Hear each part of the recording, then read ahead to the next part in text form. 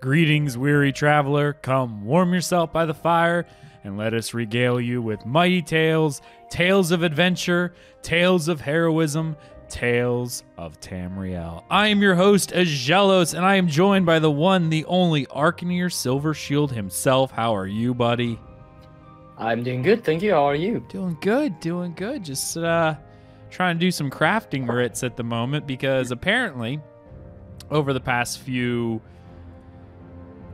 weeks, I've been doing the dailies, but not really doing the gold writs I get, the master writs. So now I went through my inventory. I'm like, wow, my inventory is really, really full. So I went through, I sold all my junk. It's still really, really full. Well, as I went through, I realized, it's because I have like 70 master writs that I've not done. Ooh, 70? Mm-hmm. That's gonna get you a lot of money, I think. Well, if I sold them, but I'm going for the housing items. So well, you can. It takes like 100. Always sell the housing items.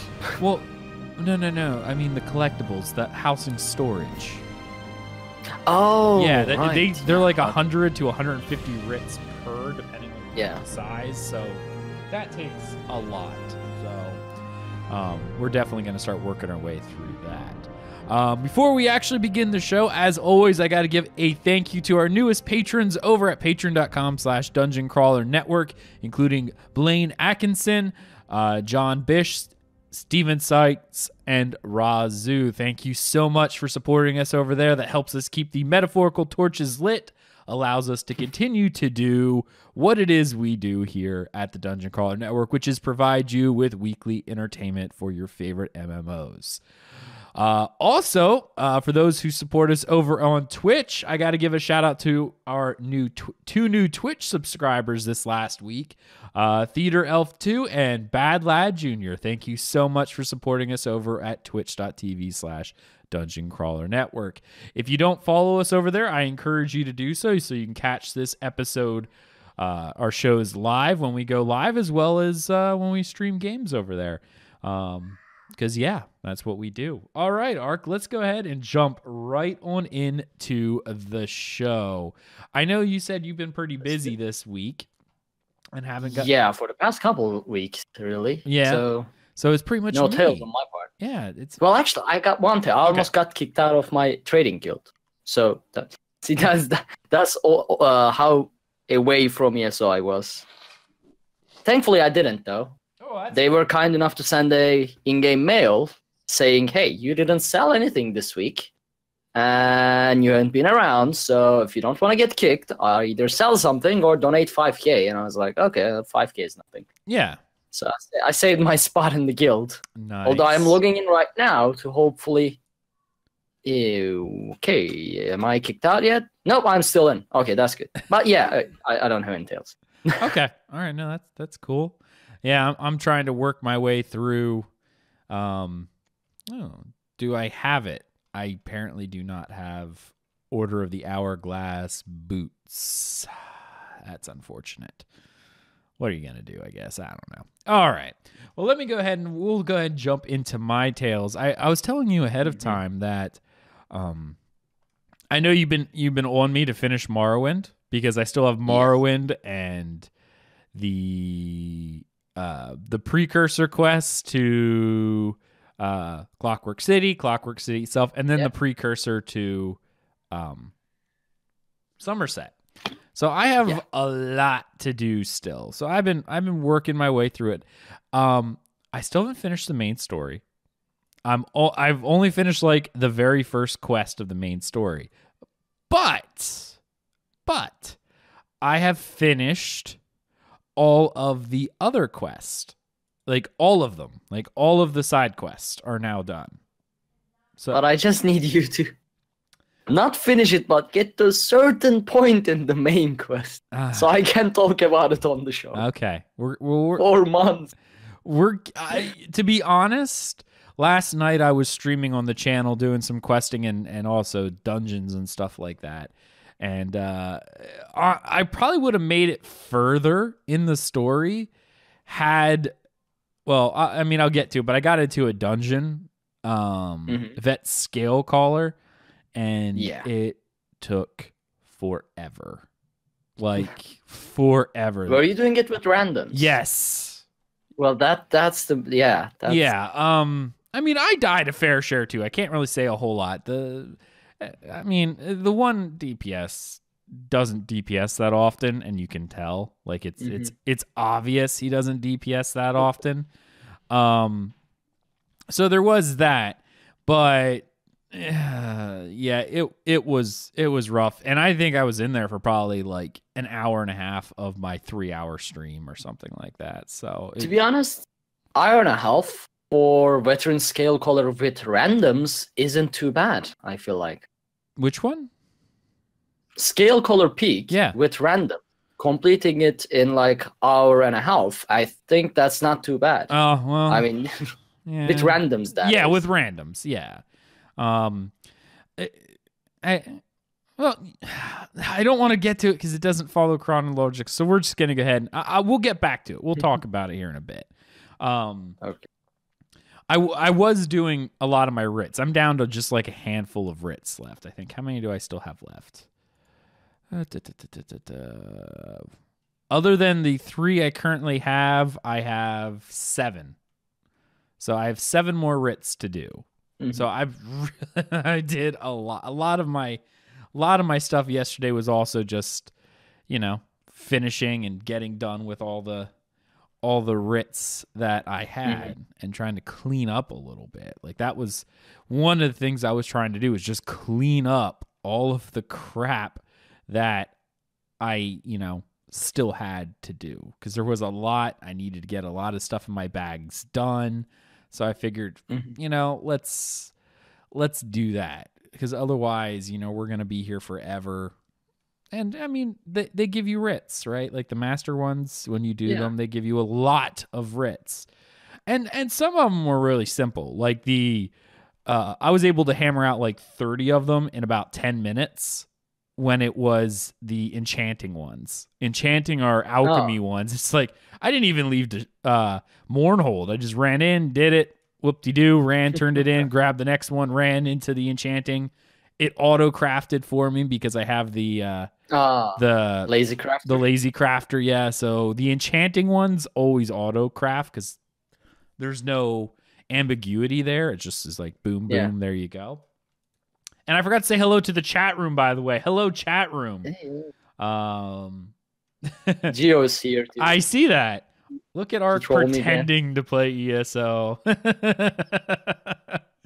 I mean, to be fair, I was going to open Elite Dangerous while I was doing the show, but then I thought, hey, I can't use voice commands while doing the show. That would be weird, like going engage engines and things like that during Tales. So I decided, okay, let's go with ESO. Okay, makes sense. All right, that's cool.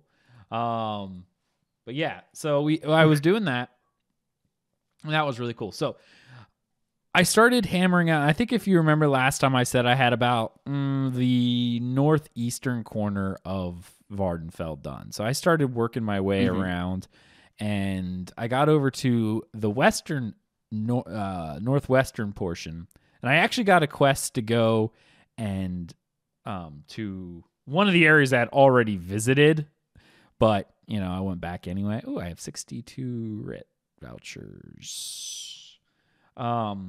But it's going to the point of interest, Valen Varen, which is like a ruin. It's like, trying to think of it. It's a complete ruin.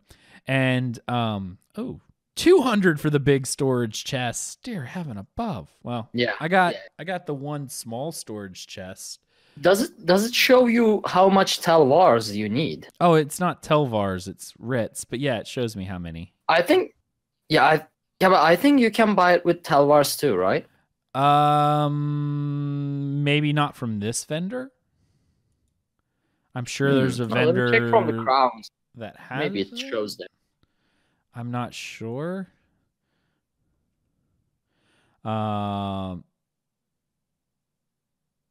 Oh, cool.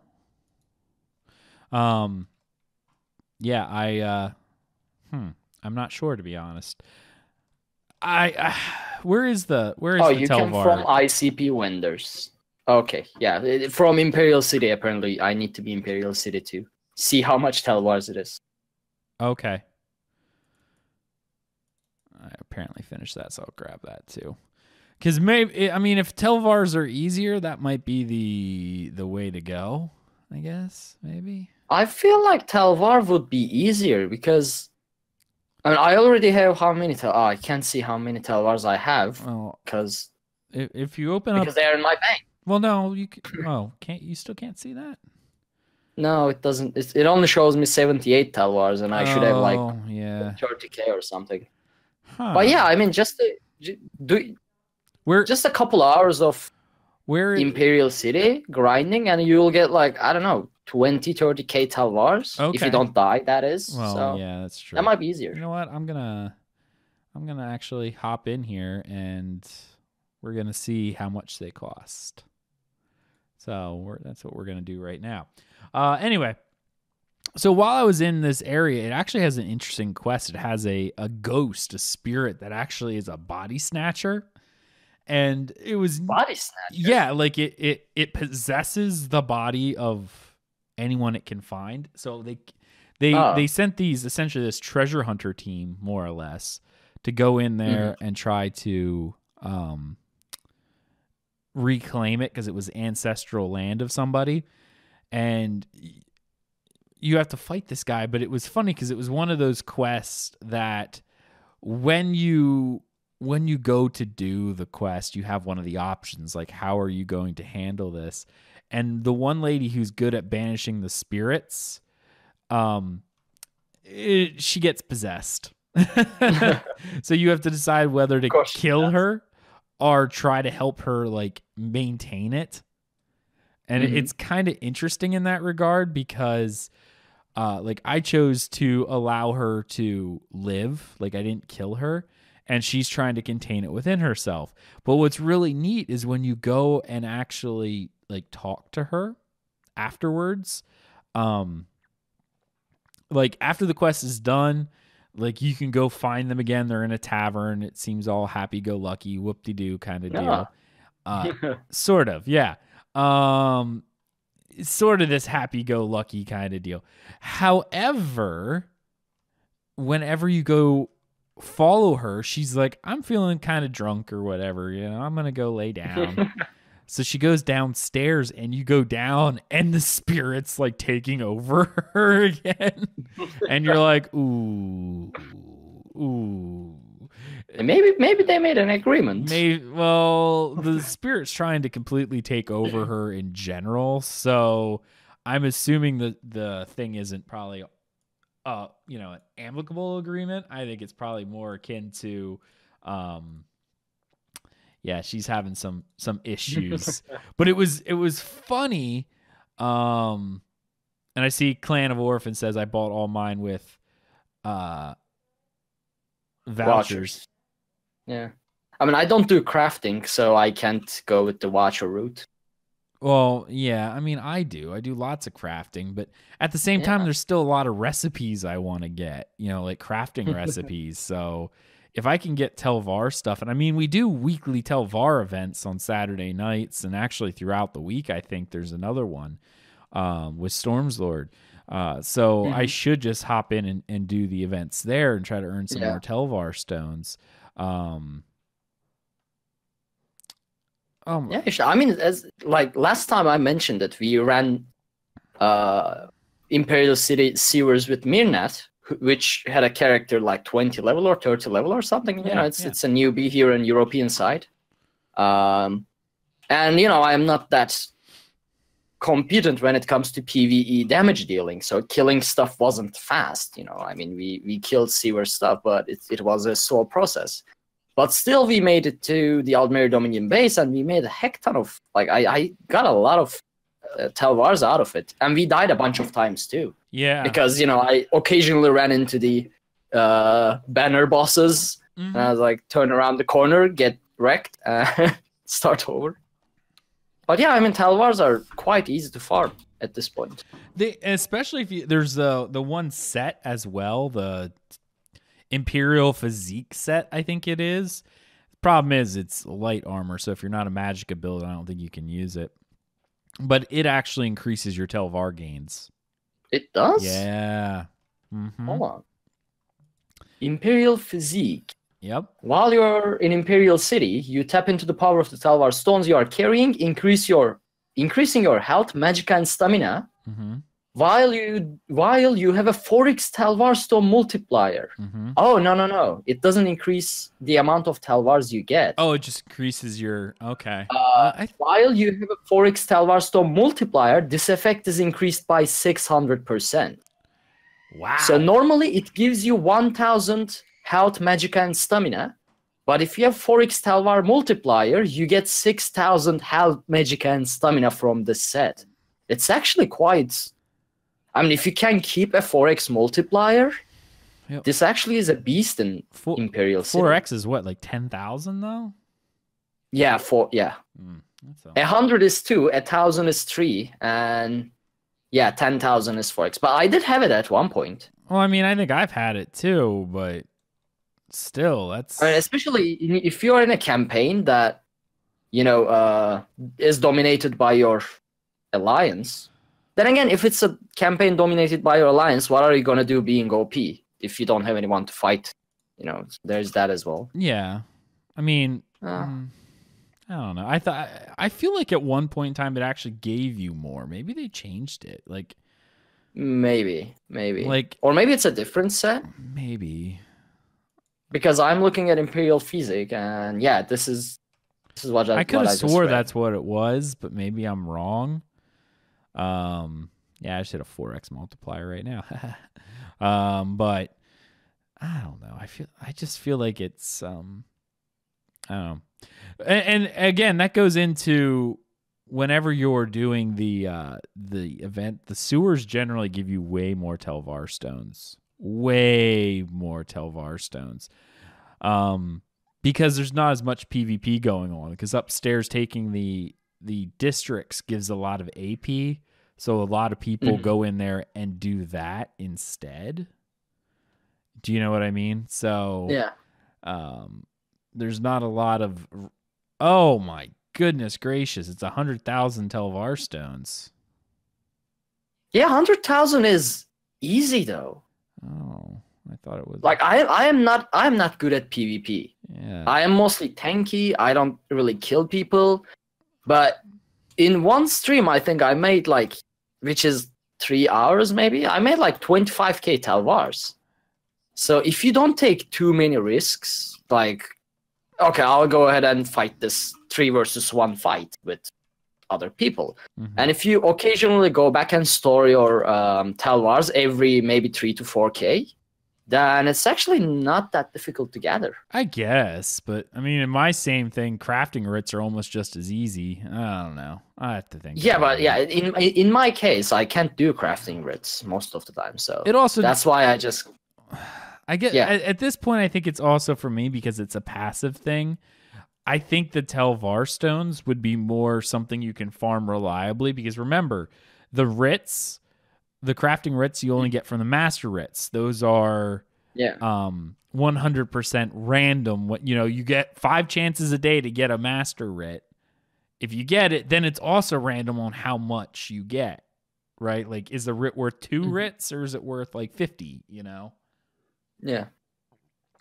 So you can kind of jump in there. I mean, the only other way you could do it is you could buy the vouchers off the auction houses, the guild vendors, in order to supplement your income of those, because otherwise you're going to be hanging out for a while. Yeah. Okay. Anything RNG based, I don't want to do. Oh, right. Oh, look like this is where I logged out the last time. Okay. Great. Cool. Okay.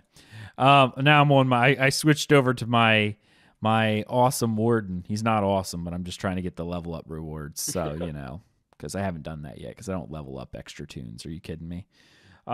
Anyway, Continuing back to a Tales, Sun in Shadow, finally, after long last, is done. I guess what? The Sun in Shadow questline in Tel Mora with the Argonian who frees herself and then ends up like trying to advance in the house. You know what I mean? Like she's actively trying to I either didn't do it or don't remember since it's been a year. One of those. Oh, really? Oh. Yeah. But if it's about an Argonian, I don't care. Well, I mean, it is about an Argonian, so take that with with a cup of salt there. But yeah, no, it is about an Argonian. But the thing is, she tries to raise up through the Telvanni houses, right? And it's actually a very sad quest because you actually get the quest from her Argonian lover, her other Argonian lover, I guess I should say. Yeah. And he's a slave. He's tried to escape multiple times. And he's kind of concerned for her, going, so what are we going to do? You know, we really should try to get out of here. And she's like, no. She's kind of, how do I want to say it? She drank the Kool-Aid. She's like, I can raise myself up in the Telvanni house. Oh, sounds like we got a follow. There we go. Fogx Gunner. Hey, thanks for the follow, mate. Hello. And so she's trying to raise herself up in the Telvanni house as an Argonian, which, I mean, she's kind of treated as a second-class citizen anyway because, hey, she's an Argonian. And, I mean, she is. She makes a nice leather handbag, but, regardless. Back up. So she's trying to raise up, and she has this kind of, like, Game of Thrones-esque plan to raise herself up through the ranks and become like indispensable as a wizard. Well, this quest line is so long because, and I mean, I don't know. I feel like it would be a storyline I would be interested in. I'm trying to explain it in a way that I think would work. It should have been a story I was interested in, okay? Like the way it was done, the intrigue of it. I should have been interested in the story. I don't know what it was about it. I just feel like it drug on for so long, and it's not like I don't dislike long quest. In fact, I encourage long quest over short ones. I'm not really sure, other than the fact that it was Argonian filth, thank you, Geo, that it was about that I would go, yeah, I really don't care about this and leave, right? I don't know, but it is a very long quest. And maybe it was also more the fact it's like, come on, lady, do your own stuff now. I'm kind of tired of helping you. It's like, now that you've helped me with this, you can help me with this. I'm like, I am not your lapdog. I am done with you. But I got her back in the end. So, because, I mean, eventually the other guy gets so tired of her plan. He's like, I just wanted her to be free so that we could be free together and run away, but she's so engulfed in this house struggle that she won't leave. And it was neat because she more or less, after he decides, I'm running away. That's it. I'm done with this. I'm not waiting on her anymore. She's crazy and nuts and I'm leaving. Well, so he goes to leave. And she finds out, and she's like, "Well, you can't let him leave, because if he does try to escape again, they won't keep him this time. He's escaped way too many times. He's too much of a risk. They'll probably just kill him or sell him off, and then I'll never get to see him again." Well, I'm tired of Sun and Shadow. All right, I'm literally tired of this lady, and I'm like, well, maybe if I help him escape, she'll leave, and then I could just be done with his entire mess, because right now I'm freaking tired of this lady. Anyway. See, if it was in like, if it was just a normal single player Elder Scrolls, you could have just killed the Argonians and and that was problem it. solved. Be done with it. Yeah. Yeah. Right. Like I wouldn't have to worry about it. But the problem was I had to finish the quest line because it was part of the main storyline quest. For the achievement. No. The main storyline, remember where it says go investigate the 3 towns? The very first one, the divine intervention. Yeah. Well, that go investigate the 3 towns means literally white the area. You know what I mean? Like you make it go white, you finish the main. Wait, how did I not do this quest then? I'm sure you did. Hold on. I'm sure you did. Yeah, I must have done it. You would have had Maybe to. I didn't pay much attention because it's an Argonian. It is. What's the name of the area? Telmora? Talmora. Hold on. Northeast corner? Northeast. This is Guinness. This is not it. Vardenfell Northeast, right? Yeah. We'll pull it up here on the stream. I'm sorry. It's Sadrith Mora. Sadrith Mora, not Telmora. So it's pretty much directly to the east of Red Mountain. So look at the epicenter of Red Mountain and go directly east. Sadrith Mora. Oh, yeah. I didn't do it. Really?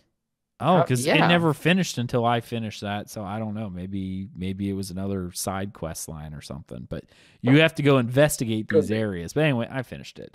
Before I continue, In-Cap Spammer says, serious question for your Tales of Tamriel stream. Don't you guys think that the Psijic Order's skill line is a bit too strong, considering the fact that it will slightly be in the at least PvP meta for some classes, but people need to buy the expansion to get access to that. It's pretty bad. It's pretty bad, in my opinion. Because I'm assuming he said move. Pretty bad move, in my opinion, because it forces players to buy it when they're slightly stronger on the battlefield. What are your opinions on that? Side information arc is a pleb. I agree. Obviously, this is a very important and very intelligent individual. Okay, hold on. Let me stop you right there. He plays an Altmer. He fights for Aldmeri Dominion. So you just said an Aldmeri Dominion Altmer is a very intelligent individual.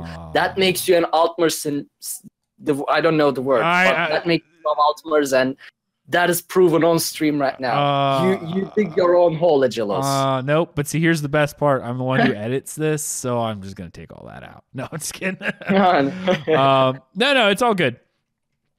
Do you think it's see? Here's my issue.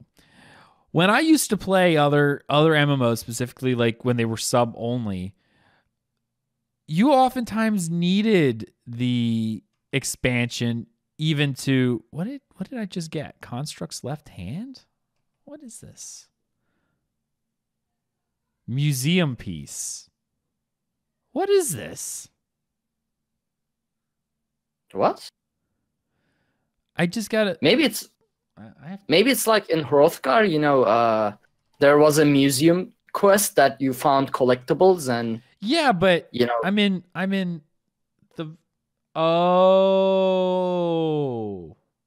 I don't know what that noise is. No, it stopped. That's weird.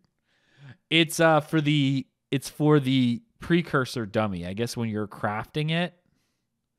Oh, I think, yeah. Yeah, I guess you have to run around and get these pieces.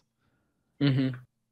Start the precursor. So you can build yourself a construct. Yeah. Okay, and there's a list of areas you have to go to, and the left arm is in, or right arm is in Deshawn. Well, I think that's wrong. Inner seat construct's left arm. So yeah, there's like 14 pieces that you need to do in order to build the okay. I just saw it glowing on the ground. I'm like, what is this? Is it oh, it's character bound. Oh crap, I can't even do anything with it. That means I'm gonna have to do this on my main character too. Oh. Well, with your RNG, it shouldn't be a problem. You'll be fine. Well, it's not RNG. It has nothing to do with RNG. It just lays in the ground. It's just a matter of when you get the quest. As I see, a Spankinator in chat says, all you have to do is go around all Dwemer ruins in order to collect it. So it's not so much a matter of it's not going to be difficult. It's just a matter of I will have to go back and do this again on my main character. So, because it's character bound, I can't just give it to him. Anyway, that's a little disappointing, but whatever. Anyway, all right. So where was I? What were we talking about? The other MMOs used to have it like World of Warcraft, for instance. You didn't have to buy the expansions to keep playing, but they often did lock classes and stuff. Like I'm thinking World of Warcraft or the Wrath of the Lich King or Mist of Pandaria. You did not have to get those expansions, but then if you didn't, a couple things happened. First off, if you did not get those areas, you wouldn't be able to level to the new level cap. Wouldn't be able to access the classes. So there again is one more issue, I guess. So honestly, I can understand it, and it doesn't really bother me that they put a skill line R class behind the expansion, because to be quite frankly, they want you to buy the expansion. This is one of the only games that doesn't require you a sub to go. Like before, you used to pay a sub and that. So no, I honestly don't see it as an issue. You probably should buy the expansion for those things. And I mean, the base game at the moment is drops to $10 during Steam sales and whatnot. So they need an incentive for expansions to sell at some point. Yeah, and not only that, but this is coming from the whole pay to win argument of people who just are not used to MMOs the way they should be. And I say should be because they should be subscription only. I'm just saying they should be. The whole buy to play model has always muddied the water, but it's actually been a standard thing for ever since MMOs came out. So it's a standard accepted practice, and I don't see any issue with it. My issue is the game shouldn't allow you to get the game period without, subbing into it. But anyway. Oh yeah. That's an old argument. Strictly sub to play person. Yeah. I'm strictly a sub only kind of guy. So anyway. Let's see here. Anyway, Sun and Shadow. So I actually help the guy escape, and she tries to stop you, which is kind of funny. Because she's like, if he disappears, then I could lose my house position and everything like that. It's pretty funny, and I'm just like, no, shut up, lady, get out of my way. So she basically goes full selfish. Oh yeah, totally. But in the end, I get him out anyway, and then she's left on the beach by herself, going, maybe I'll see him again someday. I don't know. And I'm like, I hope not. You're awful. Anyway, so that's Sun and Shadow. Yeah, Sun in Shadow. Thank goodness. So in Gis, I was there. I said, restored egg mine to former glory. This one was an interesting quest because the whole line revolves around the one guy. I actually thought it was a Sheogorath quest line, but it was actually talked about the Dwemer like tonal resonators or whatever. Yeah. And it drove everyone insane. And I remember doing this on stream and just talking about the sound, like, because it just had this really eerie sound that it just kept playing over and over and over again. And by the end of it, like while I'm playing, I hear myself, da, da, da, da, just like even after I'm done with the quest, just da, da, da, da. Guess it did. It got to me. Yep. It got to me. I thought it was pretty funny, but of course, I love anything to do with the Dwemer because they're incredibly fascinating. In fact, actually, shout out to Daddy Dank in our Discord. He found this awesome picture that turned into a meme. But I asked him, I'm like, you got to get me the original, because the original was a picture of a Dwemer feeding a Falmir the poison mushrooms to make them blind. And I thought it was so well done that I even pinned it in, I think, the ESO channel. So okay, hold on, let me. I need to check that. Oh, it's so beautifully done. Oh, I didn't get to the dolmen in time.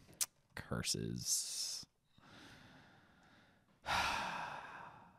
Now I'm sad. It's not pinned in ESO channel, but it might be pinned in memes channel. It could be in the That's empty general as well. too. Might be I don't remember where he posted it, to be honest, because it was originally a meme about like them, Bethesda or Todd Howard force feeding us Skyrim over and over again, which also worked.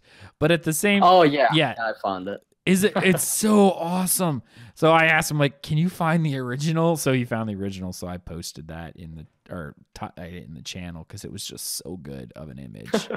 But I love anything to do with the Dwemer. Like, I love the Dwemer. And so I'm sitting there doing the quest line there, and it was just so neat to have this crazy Dwemer construction going nuts. And like when you meet the guy, he's like yelling, and you're like, why are you yelling, mister? And it's like, well, I put wax in my ears because otherwise I'll go insane too. So that's just really funny to see, right? Yeah, I mean that's one solution also. Well, he was one clever dude. He was. But the problem kind of sprung from it drove everything insane, like everything, including the Quama. They actually ended up killing their own queen. So that's that whole storyline, is you had to get a Quama queen back into the mine for the guy. But I specifically remember the Dwemer side because that was really cool, that whole precursor into leading up to it. So that was really neat. And I enjoyed the area to an extent, except for the one part. It's all these stupid pathways, okay? And I know it doesn't make a lot of sense, but there's all these different pathways, right? And they're up in the air. So when you want to get to somewhere for the quest, it's like it shows you the arrow. You go to where the arrow is, and you're like, crap, it's up on a cliff. Well, how do I get up that cliff? And you realize you have to run backwards like 5 different areas because it doesn't appear anywhere else. So you're just like, the blue sea crab's up, but I don't think I can take this by myself. Darn. And there's no one else here to You fight. can do it. No, I can. It's one of the world bosses, and they revamped it. All right, I'll try. Oh, what a pleb. But it's on my warden too, so I don't even know what I had. Like it's already killing me. Like I don't know, because I'm on my warden. So my warden, like I don't even know what I can do. Can I heal? I don't know. I have no idea. I have no idea what's going on. And they killed my guy, and I have no ranged anything. So I don't know. I'm just gonna run around in a circle. That works. Hey, look at that. Don't kill me. I'm just trying to kill this guy, but I don't know if I'll make it. Nope, I died. Stupid shell cracker. I hate you. I'm gonna go play somewhere. You tried at least. That's something. Yeah. I guess. Oh, is that what that gives me? That's weird. Anyway, so I'll go talk to that lady now. So I don't know. It was definitely an interesting one. I found Aldrune finally, which is the giant mud crab, and started the Ashlander dailies. I got through all that. I should do that at some point myself too. I only did one of each. Like I know there's quests for like all of them or whatever, like doing like 50 of each or whatever. I don't think I'm going to get to that anytime soon because I don't plan on doing them every day because I just don't have the time really. Because I'm also trying to finish all the quests and stuff before, the next expansion comes out, right? So that's what I'm currently trying to do. So it might be a while. That might be something I do in between expansions or whatever. When I have nothing else to do, I'll pick an achievement and start going for it. I mean, I have a bunch of those that still need done. So I have a lot to do. Let's see here. What else? I'm only about halfway done. So yeah, I'm just trying to find where I am on the list. the Vasir Dynant mine. It's an ebony mine. So that's right outside of Balmora. And quite honestly, I don't remember a whole lot about the quest because it wasn't really that great. The thing that was kind of neat is the thing I remember is you find a brother who says that his other brother is responsible for like keeping him out of the mine, and he needs to know what in creation is going on. So you say, I'm going to help out, right? Because we're a helpful guy, right? We help out. We do things. So I go to help out, and when you go inside, all the miners are dead, more or less, or turned to some weird stone monster of death and gloom. So, okay. Yeah, whatever. So you go in there, you kill him, and you actually find one of the people. He was one of the chief miners there, and he developed this. And he pretty much comes out and tells you, excuse me, I have to take a drink here. He comes out and tells you, yeah, I don't really care. I'm going to tell you exactly what happened. I was paid to make this. Okay. I'm going to die anyway because it's airborne now, and I'm screwed. Right. So what do I care? What are you going to do to me? Are you going to kill me? Well, good luck beating the other stuff, right? So, of course, then you're like, all right, no worries, it's all good. And so you kill him, and you go out, and you go to try to find the magister of the place, and be like, hey, find the key or whatever, saying that give it to the other brother. An assassin comes out and tries to kill you. Turns out that the brother who sent you in saying that he was being, duped is the one doing the duping. Oh, and we were the expendable. Sneaky. We were the expendable ones who were supposed to go in, get the plans, and bring them back out because his plan backfired. Yeah, because you find notes. Sneaky Dunmer. Yeah, it's Sneaky Dunmer. So I end up, killing him, right? And, fair enough. Yeah. And so that was pretty much the entire quest. It really wasn't a whole lot to it. And it wasn't anything too special, but I just seem to remember it's like, oh, I go in to help you, and then you go and try to kill me. Like, what the heck, dude? Anyway. Too bad for you. I fought Daedric Princess. Yeah, right. Too bad for you. You don't know who you're messing with. Anyway, so I'm going in Balmora, and I was finishing up the very last part of that storyline, right? And I found a quest, and I legitly cried at this quest. And I think it's because I'm a parent now, so it's a little different. So you find the dad who's dying. He's like, listen, like, my kids hate me, and you remember this one? Remember. Oh, yeah. He hates me. So I need you to go, and I need you to go and fill my memory stone so I can give it to my kids before I die. So I'm like, okay. Yeah, and you meet the kids. The sister is a little bit more okay than the brother. The brother just outright hates his dad for essentially abandoning him, right? He's like, he abandoned him, he's worthless, I hate him, go die in a fire.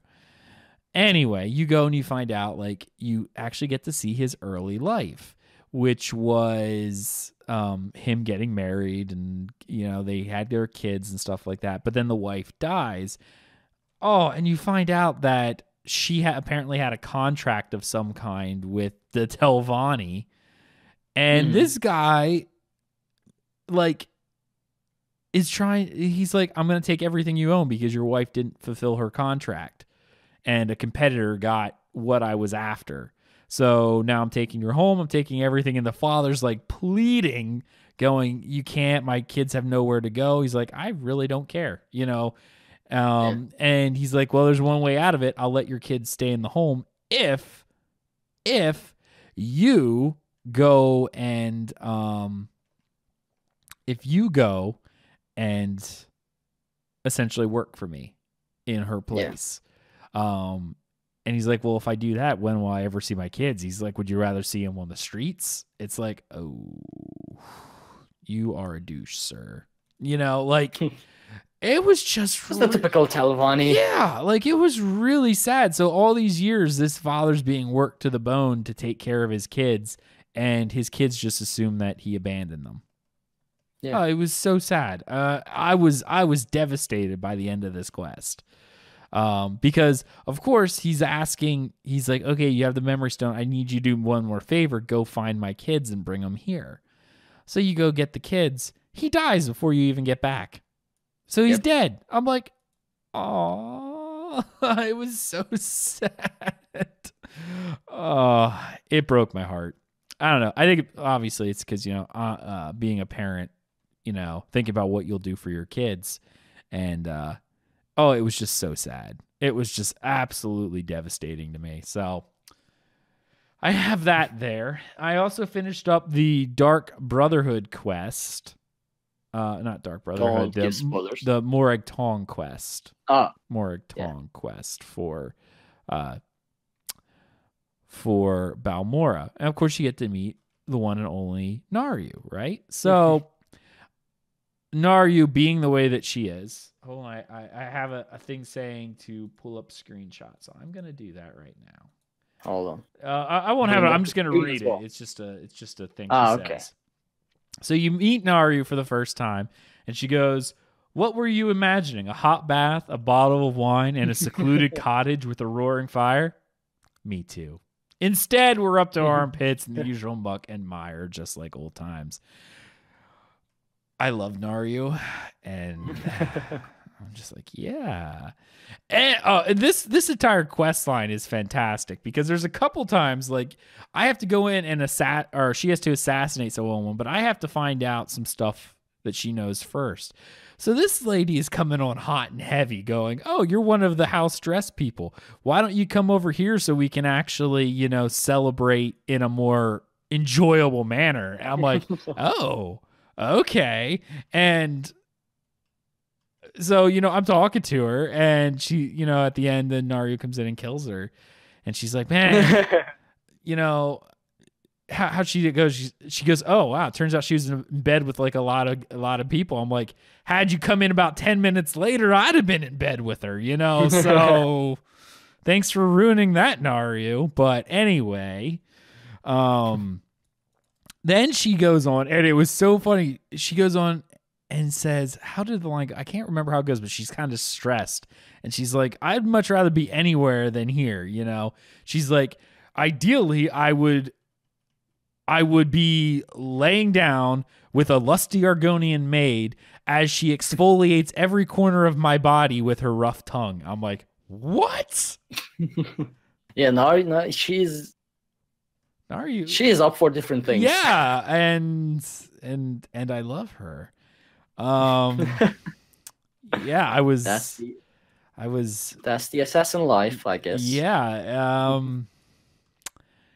Yeah, I love her a lot, to be frank. So I'm glad she's back, and I really wish Nate was here because Nate shares this love of Naryu, and I really feel like he would have a lot to say about this. Nate, you should get him on the show again at one point. Well, I don't know. I know his schedule. It's whenever he can fit in. So yeah, maybe when he listens to this, he will send me a message or something, and I'll be able to regale that for everybody because Naryu is fantastic. I hate this warden with the stupid bear because the stupid bear keeps pulling everything. And I'm trying to see now. You know how I felt during our dungeons. What, with the warden? No. It's just you pulling everything. Oh. Well, yeah, no, I don't care at that point. But no. Yeah, so Naryu is a dirty bird, and I love her more than anything. So I finished that quest line, and that actually finished up the Balmora area, dealing with Morag Tong. Now, I'm trying to think how I want to say this. By the end of the quest, apparently what happened is I chose the wrong option. Like, I don't know. you find an apprentice. She goes nuts. She tries to kill everyone. And at the end, you kind of get a choice of whether or not you want her to die or not. Because the way they make it sound is that if this lady managed to kill all the people she was trying to kill, it could potentially make the Morag Tong be dissolved, right? Because they're a legal entity, but in Morrowind society, but they have a lot of strict laws and guidelines. And this lady, being an initiate of the Morag Tong, having done what she did without a sanctioned writ, would be against the rules, and therefore call into question whether or not the Morag Tong needs to be around. So I was like, well, why is this even a question? The lady pretty much said, we're going to pretend that nothing happened, that the lady died protecting her father, when in reality she killed her father. And whoop-de-doo, right? I'm like, but she's alive still. So of course Nari's like, what do we do? And I'm like, well, you said it yourself. If she's alive, she'll probably just wake up, find out that, wherever she's at, come back and kill the people again, or try, right? So let's just end this here and just be done with it. So she does. She accepts it. But then when I meet her at the end of the quest, she's all pissed off at me. Like, all upset, all melancholy. Like, yeah, I had to kill another person. Blah, blah, blah. I'm like, well, you're Morag Tong. Like, it makes sense, right? But she's all pissed at me. And I'm just sitting there going, lady, it's not my fault you had someone who went nuts. The choice was whether or not, your organization goes down or this lady goes down. You made a choice, Yeah, I told you to do one or the other, but you kind of asked me for my advice, and I said this. So why am I the bad guy now? Anyway. So yeah, apparently I'm curious, and I asked Ark, but he didn't remember because it was a while ago. So anyone who's done this recently, if you chose to let the girl live and just go away, I'm curious if she was still melancholy or not. Because a lot of times, I feel like the stuff is pre-done anyway. Actually, where did you last talk to Naryu? Do you remember? In the safe house. Safe house in Balmora, right? Yes, safe house in Balmora. Oh, let me just teleport there, and if she's still there, I can talk to her. Yeah. I mean, she's like getting drunk or whatever, and she's like, I'd offer to share my wine, but frankly, I don't want to. I'm like, well, dude, it's not my fault. But anyway, I'm curious whether or not, like, if it's is she going to still be upset even if you let her go? Maybe she's upset because now, I don't know, her apprentice is gone, and now maybe we should have killed her because if she comes back, it's going to end the Morag Tong. Like, I'm curious if it's pre-scripted or if I really just pissed her off. And if I remember the safe house correctly, there it is, abandoned cellar. Yep. And this place is actually abandoned. Oh, well, then she's gone. They're not here. I might have to just make, like, I have my warden here. Maybe I'll just go do that quest line again. I think there was something like, they don't stay here. You put the girl on a ship or something. You sent her away. There's I don't remember exactly, but there's something like that. She said you're going to send away, but I'm curious, and I was like, no, just kill her because it doesn't matter. So maybe the end. Yeah, maybe the end part of the quest is completely different, like, because they are not here now. So that means they're someplace else. That means the lines may have completely changed as well. It could be, or she could have moved on. Like, I haven't been in there since I finished the quest. If she's gone for me too, maybe that's just because she actually did say at the end she was going to go relax for a bit and something in Vivec City. So she very well might not be there, like, regardless of how you end the quest. Yeah, possible. That's my thought. I'm kind of curious just due to the fact that, like I said, I don't know. But I'd be really upset if there was a different ending and I chose the bad ending. But sorry, lady was crazy. We'll see. Yeah. I'll do it on my warden and find out. Like, I'm sure there's... at some point I'll go and do that. Maybe not now because I don't feel like doing it right now. Maybe after I'm done finishing all of Morrowind stuff, I'll just take this guy and do it. But I don't know. We'll see. We're getting there. So lastly, let us talk about this scale caller craziness. So I'm trying to clear some quest out of my log, and I pulled up my quest journal going, here, I'll show you. I've been trying to clear it up, and then I realized, oh yeah, that's right, I'm on my warden, so that doesn't really matter. So, I just hit 14. Cool. I don't know. Like, I honestly don't know why it was the way that it was. Like, why it felt as bad as it did. But it did. It really just did not feel. What scale color? Yeah, like in the dungeon itself, like it just did not feel good. Like it took forever to, like it took forever to do. I guess that's the way I'm trying to explain it. Like I don't know why.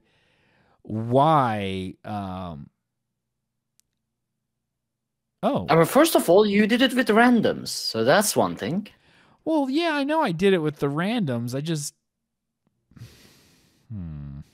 I'm not sure what you mean. It was bad, as in like were the mechanics not fun? No.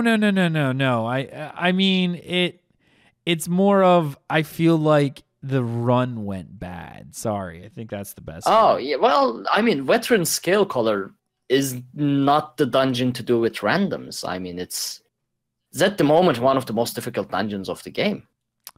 And yeah, randoms, no. Randoms, just no. just no. I guess. I don't know. I felt like I should have been a little better than what I was. Well, like I didn't think I did bad. Let's go back. I don't think I did bad. Not at all. That's not the case. I mean, I died a few times. People can go back and watch the stream, trying to remember. It's been a while since I've done the dungeon, but overall it went pretty well. I just feel like the other DPS wasn't really there.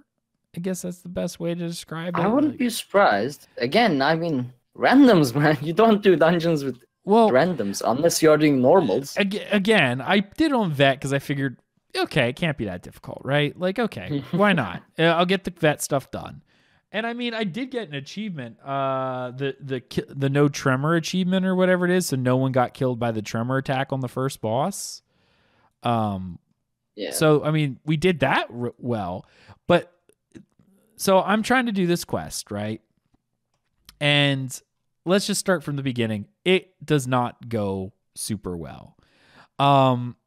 It doesn't take terribly long to get into the quest or into the dungeon. So I'm in there doing the quest, but as soon as I get in, the tank leaves. He goes, up, kick me, guys. Oh. And by the time I even log in, it's kicked. I'm really only in there. Like I queued up for both that and Falkreath Hold, right? Like those are what I wanted to do because I just wanted to get those quests done. Those are the only two quests I still have for dungeons that I've never done. I mean, I've done Falkreath Hold, but I didn't do the quest. Like I didn't turn it in or whatever. Yeah. So it's not like I haven't done it. It's just I didn't talk to the guy when I first went in. So I would have been done with. Same with Stormcaller or Scalecaller. I would have been done. I just didn't turn in the quest. So then I had to do it all again. So I was like, all right, whatever. And I go to do the dungeon and the first tank leaves. Okay. So it's like, all right, whatever. So we're sitting in there for like 15 minutes. I haven't even started yet. 15 minutes just sitting in there. I'm surprised the other people actually stayed, but they did. So 15 minutes of this, and we get another tank. Immediately, this tank goes, oh, sorry, guys, kick me. We're like, why? And they want to be kicked so that way they can re-queue right away. They don't want to take the 15 minute. And we're like, why do you want to be kicked? He's like, well, I don't know this dungeon. It's like, at this point, we're like, we'll teach you. It's fine. You know, we're like, we're not being toxic about it. We're like, we'll teach you. We just want to do the dungeon. It's fine. We have people who can do this. So he's like, all right. So he gets in. We go up towards the first boss. We get to the first boss, first pool. We die like immediately. We get rezzed, and it's because the guy decided he pooled and then went AFK. The tank pooled and then went AFK. Let me rephrase this. The tank pooled and then went AFK. All right. That's what you get. Yeah. So running with randoms. It gets better. All right, hold on. So after that, he comes back. He goes, "Sorry guys, something came up, and I had to go take care of something. So I'm back now." We're like, "Well, understandable. I mean, why'd you pool then?" I mean, I have a kid. Okay, so I'm like, okay, maybe it was emergency. No one gave him any flack. We were all kind of chill about it. We're like, oh, okay, kind of weird time to go, but I've had things come up where it's like, oh, it's my phone. I was wondering what that was. Anyway, I keep hearing it, and it's actually my phone next to my speaker. Anyway, so I hear. I've had stuff happen, so I'm like, okay, I'll give the guy some slack because you never know. I have a kid. Sometimes I'll be doing something, and all of a sudden I just got to get up. I don't even have time to say be right back. Yeah. I got to go. He came back. It was all good. Second pool. The guy's not doing what Tank's supposed to do. He's pulling the two mobs together instead of keeping them apart. It's a mess. Anyway. So we die, he dies, I should say, and the guy runs up to try to heal him. He doesn't accept the res. He goes, "No, we're gonna die. Just wipe it." So we're like, "Fine, whatever. We'll wipe it." So we go to wipe it, and we wipe.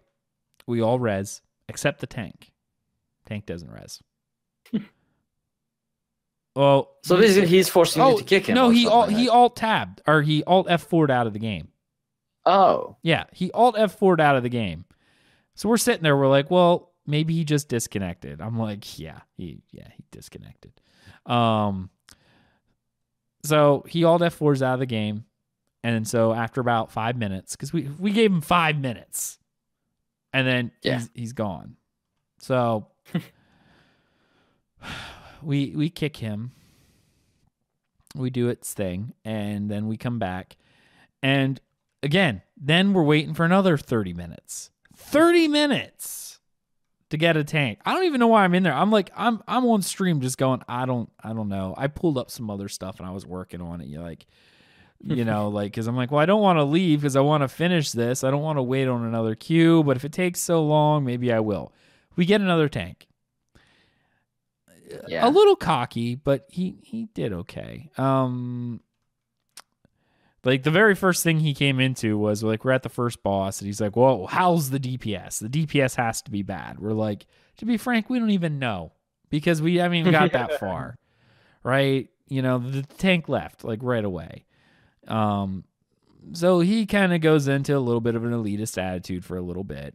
It wasn't too bad. I mean, I guess it's understandable if you have a bunch of people sitting here and they're not even by the first boss yet. You wonder, is there a problem? Well, to be frank, we only ever got like 2 pools. One was the tank went AFK during the fight. And then the second one was, as I adjust my mic a little bit, weird. Was, we died, we wiped once, and then we went in. Anyway. So, needless to say, we go in and we actually, it feels pretty good because what happens is we actually manage to kill the boss, like first try after we get the new tank. So we're feeling good. We're feeling good about ourselves, right? It's like, yeah, we got this. Like, hey, the bad luck's turning. Till we hit the second boss, which is the Plague Doctor guy. Yeah. Okay. This is where I start seeing the deficiencies of the DPS. And I'm a DPS, right? I've done a bunch, but I'm starting to see the deficiencies. This guy tunnel visions like crazy. People are dead. The healer is dead. But instead of going to res them, he's just sitting there plunking away at the boss. It's like, go res the frickin' healer, right? Like, the tank's not going to be able to go on forever, like this. Actually, let's take this back. It was before the Plague Doctor that I noticed this. It was the female giant that happened first. Yeah. I'm the only one killing the Nereids.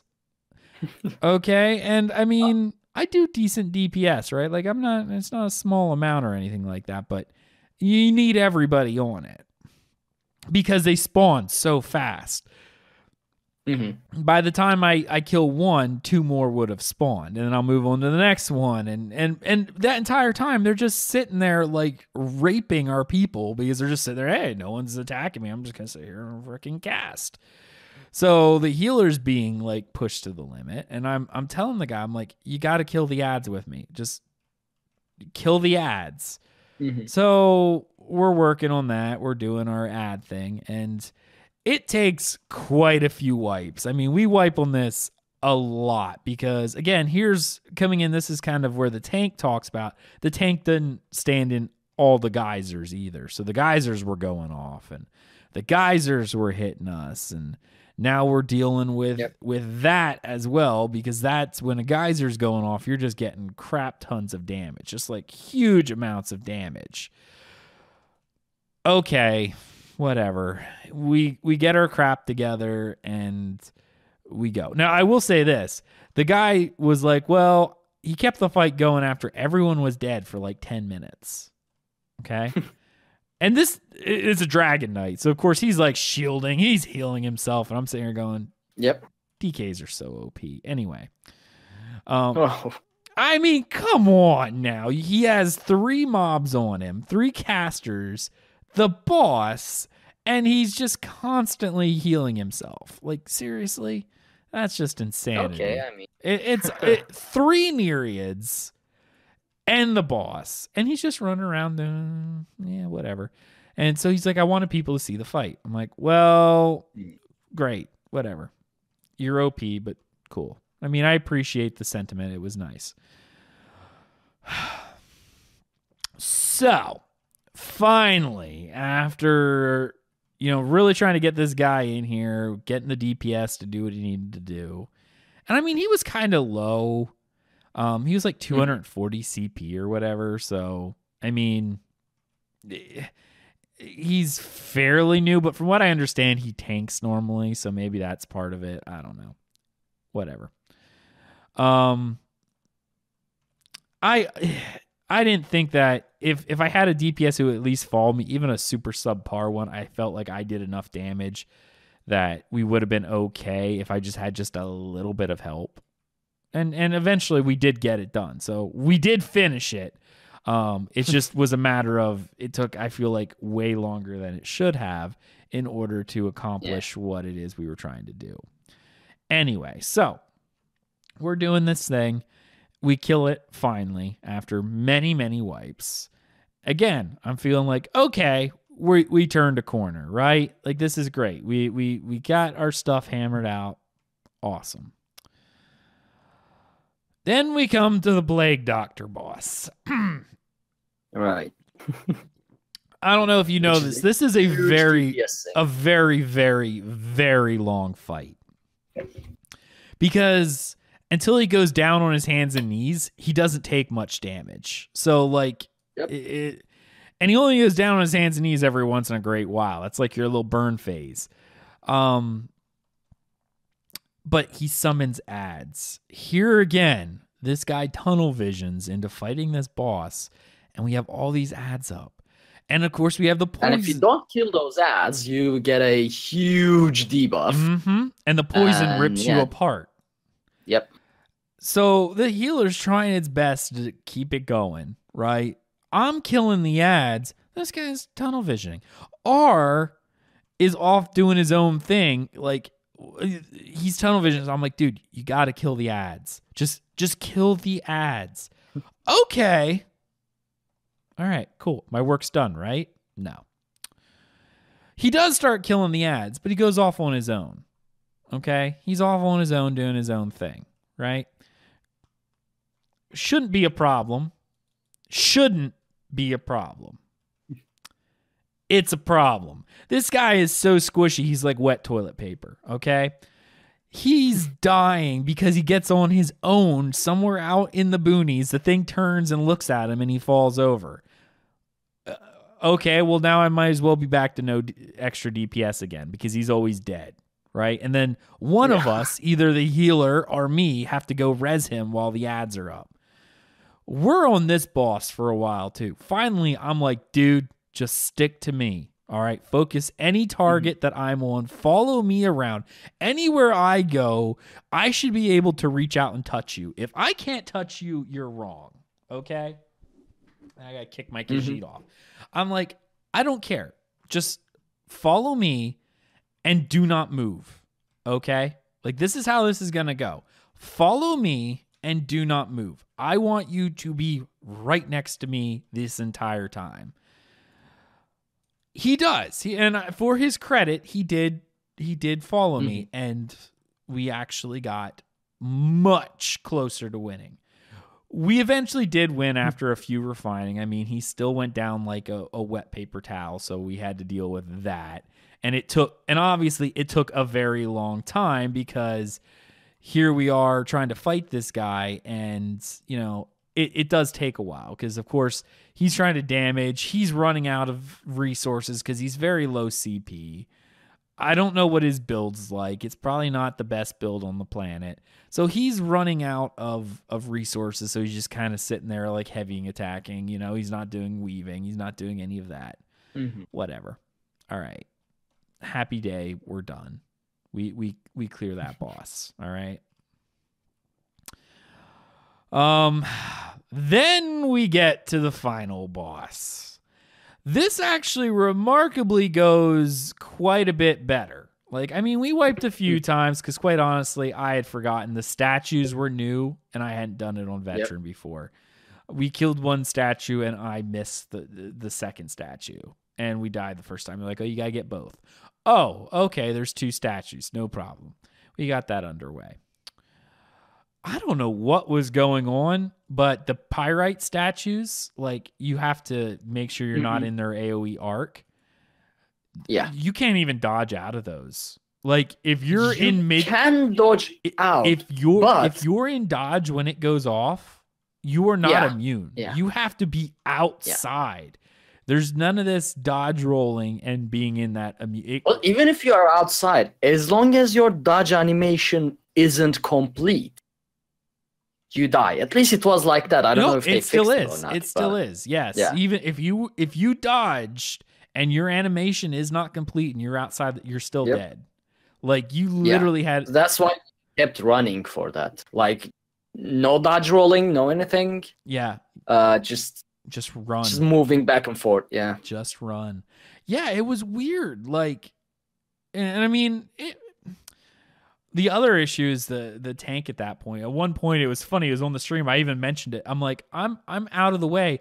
The guy brings the boss over when she's doing her shield breaker slam right on top of me. Like, I dodge roll out of the way, and he's like standing right there with her. Like, hey, by the way, I brought you a present. And of course, that one shots me because you know, you can't take a shield slam from shield breaker if you're not a tank. Actually, you can't take it at all. You're really not supposed to. But he like kites her right into me. Actually, I mean, taking that hit as a tank works much better than trying to get out of it because of how the dodge roll works. Yeah. So I guess you could do it that way. But he essentially kited her right into me, and I died. So yeah. So that was Stormcaller. We eventually did down it. But man, did it feel like it took forever. Like, I kid you, and I'm sitting there going, I still want it to, like, last night I like wanted my goal was to actually do both of those dungeons. And I'm like, at this point, it was already like 1 a.m. And I've been in there for like, it might have been close to 2 hours of a 3-hour stream. And I'm just like,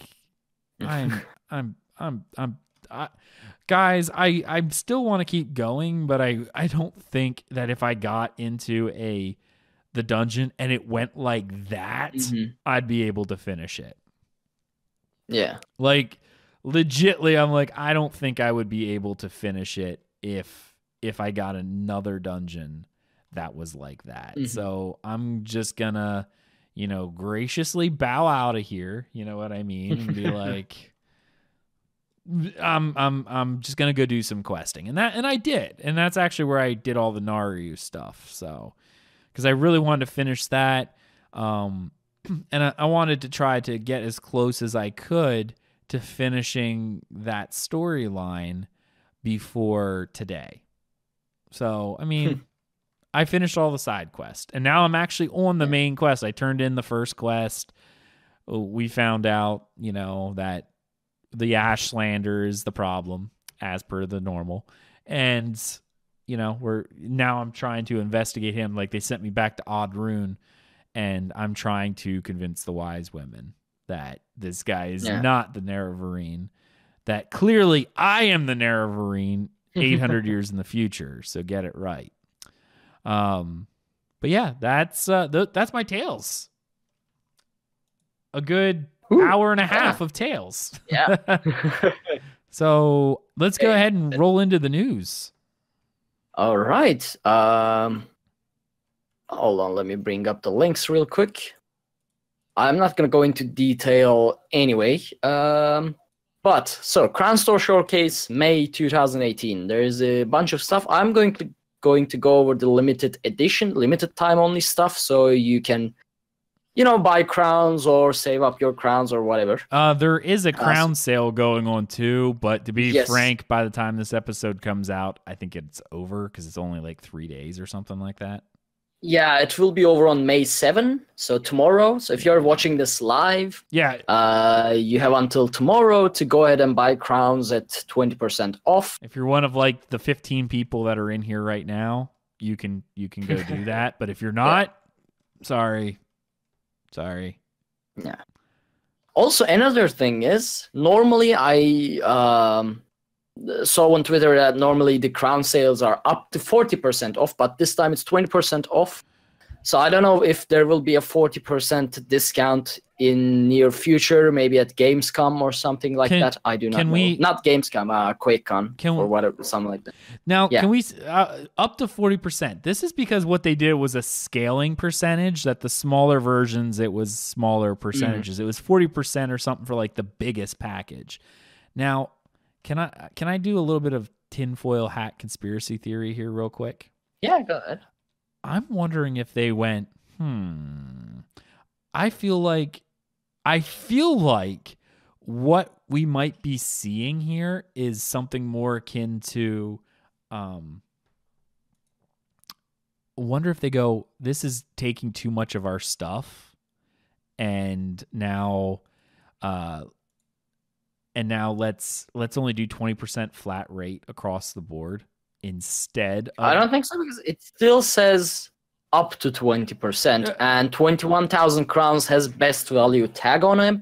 Well, yeah, it's because you get more crowns per thing, and I get that, but I'm saying that I'm thinking what they're gonna do is, instead of doing the 40% going forward, this is all they're gonna do going forward. Oh yeah, I wouldn't be surprised if 20% is the new maximum now. Yeah, like that is going to be the new maximum across the board. Yeah. I feel like. But if you don't need crowns anytime soon, it might be worth a shot just waiting and seeing how it is. And I mean, the other aspect of this is this might also just be because it was a short time sale. What were they trying to offer it for? It was only 3 days or something weird like that, but it was for a specific reason. Now, what was that reason? I thought that. I mean, there's the Crown Store Showcase May is here. I thought. No. Bunch of limited time stuff. It was to get ready for Somerset. That was their whole. Oh. Somerset's right around the corner. You know, consider stocking up on crowns. Like. Yeah, I guess. Yeah. Well, yeah, I know, but I feel like that's essentially why we're getting this now is because it's a, you know, hey, consider stocking up on the crowns because they're here. Anyway, but I'm just kind of concerned that what we're gonna see is the devaluation or the 40% was a good deal because it was almost half off of actually, I think it was even more than that on the bigger packages, but 40% off of the bigger packages, you know, I'm curious if they're going to go, it's just going to, when they do stores, it's just going to be a flat percentage instead of the scaling depending on buying the bigger packages. Anyway. Yeah, I don't know. Yeah. Oh, guess we'll see. Yeah. Yeah. All right. So, Crown Store Showcase May. I'm going to go over the limited time stuff. Crown crafting motif Redoran, which will be available from May 17 to May 21. Take note, this one is not a Crown Store exclusive one. It is available in-game as well. So it's just a matter of whether or not you want to farm the Redoran pieces. Yeah. So Crown crafting motif Sapiarch or something like that. It looks Altmary, so I don't really care. I think this is that one we'll be able to get in Somerset. Yeah, it looks that way, but the Sapphire crafting motif will be available with Somerset Early Access on PC May 21 and launch on Xbox One and PlayStation 4 June 5th. Okay, so yeah, all right. So it will be available at that time, though. So yeah, this is not limited time. It doesn't look like limited time. It doesn't say. Yeah, no, that's going to be one of the sets that you'll be able to get in game. It's just they're trying to get people to buy it early, I guess. All right. So we have a limited time palace. This was I think we took a look at this, or I'm not sure, but this is the Princely Dawnlight Palace, the Red Guardian.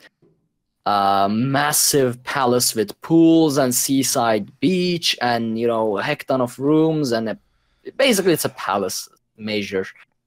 This is limited time May 10th to May 14. So 4 days window to grab this. It will probably be like 15k crowns. Yeah. So keep that in mind. Yeah. Eleanor Crest Townhouse is not limited time. It will be available from, again, PC, May 21, and for consoles, June 5. It's Somerset. Another limited time only, Dibella's Garden Furnishing Pack, May 10 to May 14. Limited time Mount, Lustrous Nixox, May 7 to... Wait, hold on. May 3 to May 7, so it's actually goes out tomorrow. Yep. And this weird circus guar that I don't know why people like, but people like. So it's the one with the like blue half bottom and red top. Yep. It's very bright colors. This will be limited time from May 31 to June 4. I feel like that was data mined before, like we've seen it. Yeah, it was data mined. Yeah. Feels like a while ago, though, right? Yeah, it was a while ago. It's been. We knew about this for a very long time, but it is the last week of basically May 31 to June 4. There's a bunch of hets as well, same. So just keep in mind there are limited time stuff coming. Hold on to your crowns if you want one of these things. Yeah. So. We also have 2 articles that I'm not going to go into detail. You can go ahead and find them on ElderScrollsOnline.com website. One details the Psijic Order skill line, and the other details the daily rewards, gifting, like Crown Store gifting and combat changes that we already talked about last episode, so I'm not going to go into details of those as well. And they will also be, I see they're in our notes, so they'll be in the podcast description. So if you're listening to this on iTunes or on you know, off of our website, dungeoncrawlernetwork.com, you'll be able to actually just click the hyperlink and go there. Yep. So yeah, those are the quick to mention stuff Okay. for this week. Gotcha. Dear heaven. That's it for the news then, right? Yeah, we didn't have a whole lot of news. I mean, we can go into details of these, but it Yeah. would probably take, like, with the Psijic Order skill line and whatnot, it would probably take another hour to do so. And it would be mostly reading stuff. Yeah. No. So yeah, that I feel like that could be boring. Yeah, I agree. That's fine. I guess at this point, that kind of leads us up to our lore readings, isn't it?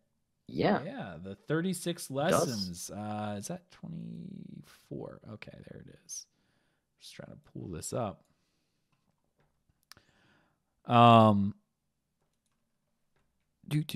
So we'll read these. Actually, I'm going to kill this lady first because why not? Because she's right here and kind of crazy. I know most of this show is actually like Tales today, so that's kind of neat because we had a lot of stuff actually to talk about from my perspective because I've been working on this for like 2 weeks or something like that because as long as one of us have the tails. Right. Yeah, I mean, when both of us don't have tails, then we have problems. Yeah. Yeah, but no, we have tails. We're good. We're happy. We got stuff ish. And welcome to another episode of Tales of Tamriel, but we don't have any tails. Yeah, right. Let's see. Let's go ahead and go right on into our sermons. I'm gonna pull them up here now. There we go. So we're gonna do sermons 24 and 25 today. So sermon 24. Then Vivec left the house of assassins and went back to the space that was not a space. From the provisional house, he looked into the middle world to find the third monster called Horde Mountain. It was made of modular warriors running free but spacing according to pattern, and from the highest warrior who could cut clouds, they spread out beneath him like a tree, a skirt whose bottom circle was an army that ran through the ash. Vivec admired the cone shape of his child and remembered the joy of the whirlwind of fighting styles that instructed him during the days before life. Vivec moved into Veloth, saying, "Honest." But before he could even get within a sword span of the monster, a trio of lower houses had trapped Horde Mountain in a net of doubtful doctrine. When they saw the Lord, the Velothi cheered. "We are happy to serve you and win," they said. Vivec smiled at those brave souls around him and summoned celebration demons to cleave into the victors. There was a great display of love and duty around the netted monster, and Vivec was the center of the headdress made of matting bones. He laughed and told mystical jokes and made the heads of the three houses merry and become a new order. "You shall forever now be my buoyant armigers." Then Vivec pierced toward Mountain with Muthra and made of it a big bag of bones. At the touch of his right hand, the net became the right scripture, and he threw it all northeasterly. The contents spread out like sugar glows, and Vivec and the buoyant armigers ran under it laughing. Finally, the bones of Horde Mountain landed and became the foundation stones of the City of Swords, which Vivec named after his own sigil. And the net fell across it and all between and became the bridges between bones. And since its segments had been touched by the holy wisdom, that became the most perfect of all city streets in the known worlds. Throngs of Velothi came to the new city, and Iam and Set gave their blessing. The streets were filled with laughter and love and strength and tree-shaped enemy children. Iam said, "To my sister brother's city I give the holy protection of House Indorel, whose powers and thrones know no equal under heaven, wherefrom came the Hortator." Set said, "To my sister brother's city I give safe passage through the dark corners still left of Molag Bal, and I give it this spell as well, Sot Tahasil, which is my name to the mighty. It will protect the lost until their fights is on purpose and fill all roads and alleys with mystery paths of civilization, and give a city mind and make it a conduit to the full concentrate of the Sylvie. Thus was founded the city of Vivec in the days of Rastanya, the ending of the words Sylvie. So, let's talk about this one. This sermon tells us a little bit about the founding of Vivec City, or more of a metaphorical founding of Vivec City. This one is interesting because it doesn't really jive with what we know about in-game lore. Let's talk about ESO for a second as I spray my cat.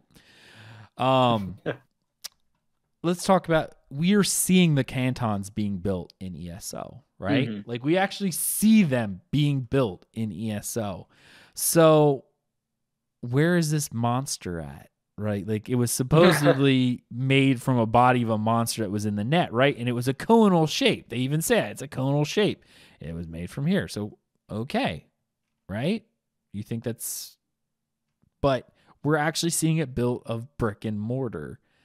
So it kind of calls into question whether or not anything Vivec says is true to begin with, which we know he's a liar. We know he makes up metaphor, and he speaks in a lot of metaphor, because we're seeing that here, because he clearly did not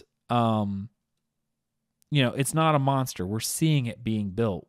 So that it kind of brings into question whether or not anything he's saying is true.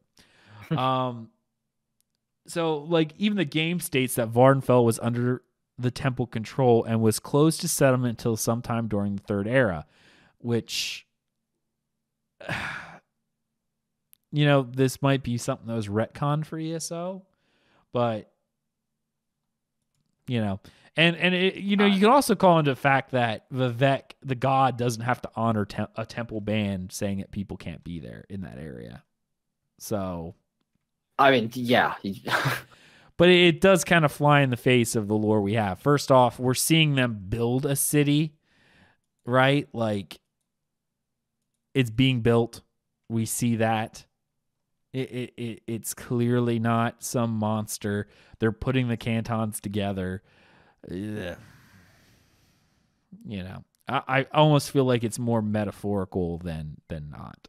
So, yeah, that's lesson 20 or sermon 30 or 24, Yep. not 34. Dear heaven.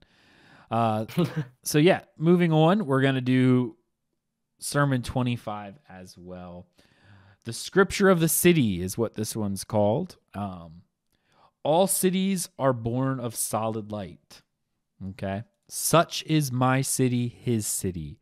But the light subsides, revealing the bright and terrible angel of Veloth. He is, in his pre-Chimerian form, demonic Vec, gaunt and pale and beautiful, skin stretched painfully thin on birds' bones, feathered serpents encircling his arms, his wings are spread out behind him, their red and yellow ends like razors in the sun, their wispy mass of his fire hair floats as if underwater, milky in the nimbus of light that crowns his head. His presence is undeniable, the all too much to bear.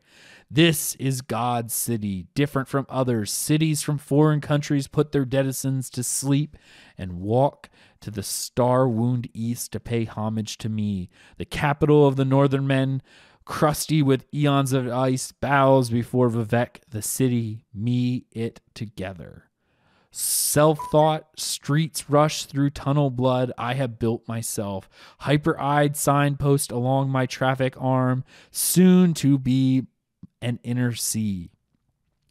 My body is crawling with all gathered to see me rising up like a monolithic instrument of pleasure. My spine is the main road to the city that I am. Countless transactions are taking place in veins and catwalks of the roaming, and they roam over and through and add to me.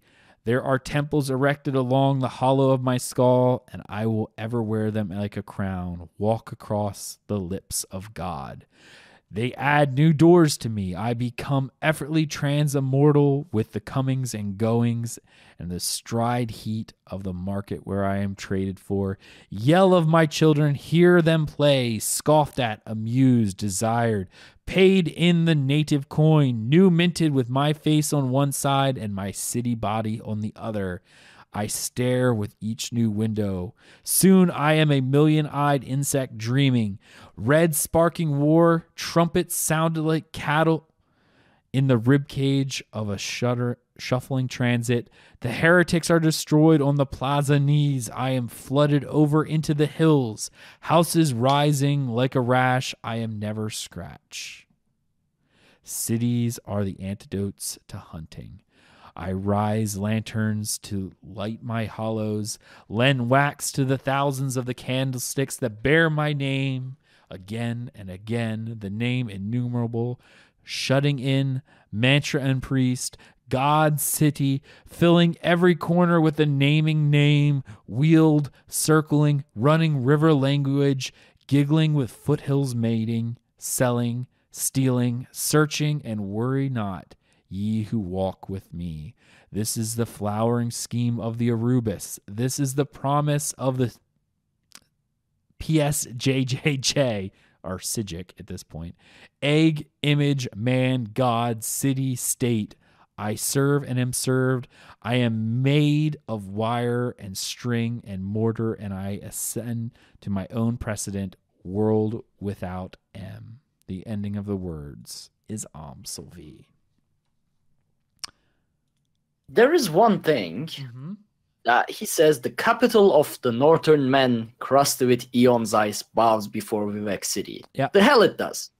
Vivec City sucks, while our Skyrim cities are very nice and big and strong. Well, technically speaking, he's not talking about Skyrim. He's talking about Atmora.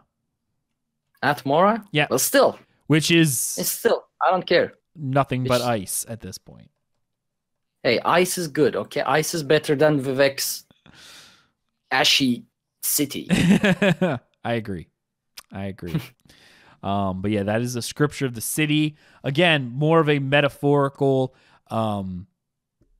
talking about him and the city is named after him. I will say one thing, though. It's actually pretty neat.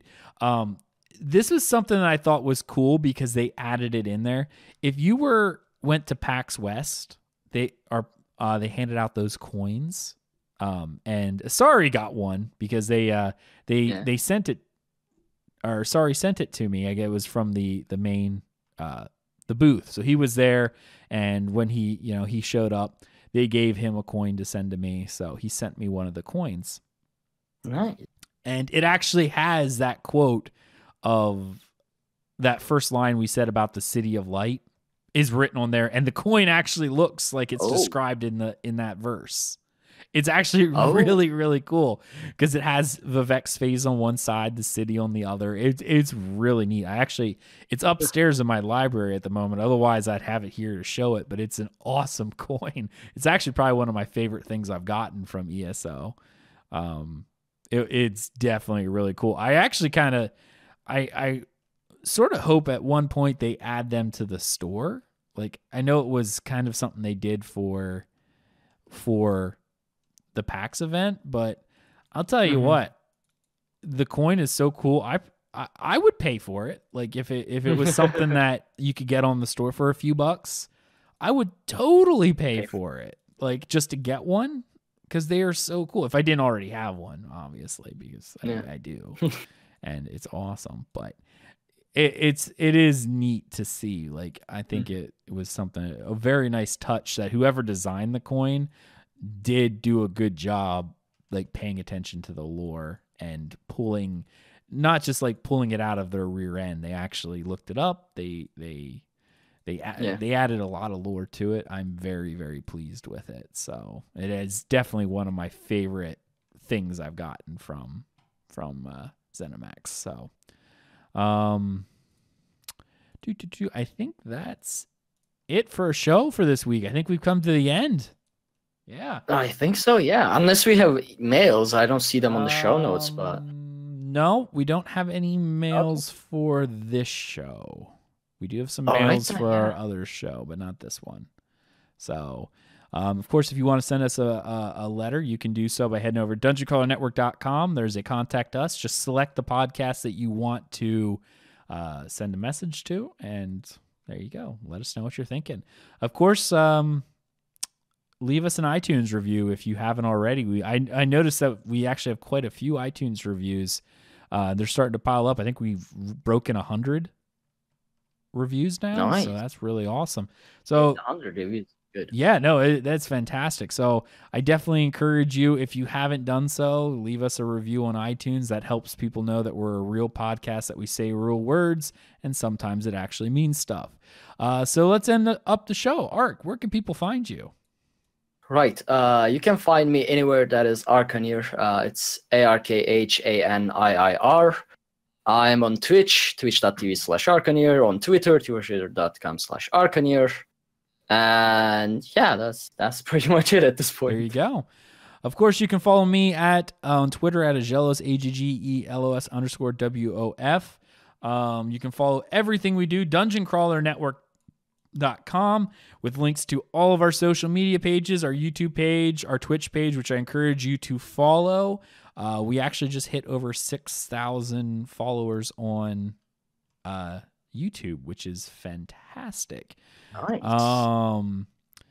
And of course, that helps us out as well. So give us a follow here on Twitch, twitch.tv/dungeoncrawlernetwork, because that also helps us out, because we do like to go, more people follow us, the more we can do some live type events and go from there. So we hope you enjoyed this episode of Tales of Tamriel, and we will see you next week. So thank you so much. See you later, everybody. When Akatosh slew Lorcan, he ripped his heart right out. He hurled it across Tamriel, and the heart was heard to shout, red diamond, the heart and soul of men. Red diamond, protect us till the end. The laughing heart sprayed blood afar, a gout on Seer it fell, and like a dart shot to its mark down in an alien well. Magicka fused the Lorcan blood to crystal red and strong. Then wild elves cut and polished it down to Chimel at a ball. Red diamond, the heart and soul of men. Red diamond, protect us till the end. When elves lost Nirn to men, Akatosh gave the stone to Saint Alesh in token of her right to sit the throne. Red diamond, the heart and soul of men. Red diamond, protect us till the end. Red diamond, protect us till the end.